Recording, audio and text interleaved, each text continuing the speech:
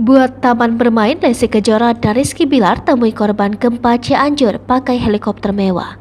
Bak tepis isu bangkrut, Lesti Kejora dan Rizky Bilar membantu korban gempa Cianjur. Tak cuma memberikan sumbangan, Lesti dan Bilar langsung mendatangi lokasi korban gempa Cianjur. Bahkan menepis semua kabar miring soal sulitnya keuangan Bilar. Kedua pasangan ini menemui korban gempa Cianjur menggunakan helikopter. Tak main-main, Lesti dan Bilar juga menggelontarkan dana besar untuk membuat taman bermain.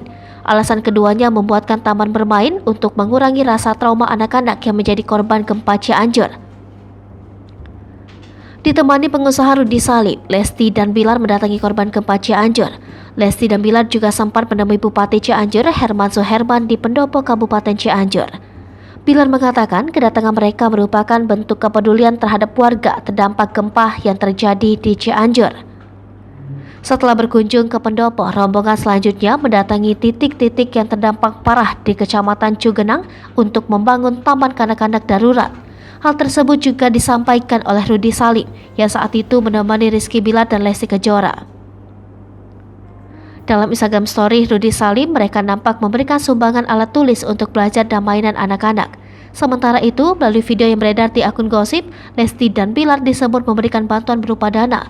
Tak tanggung-tanggung, jumlahnya bahkan mencapai 500 juta rupiah.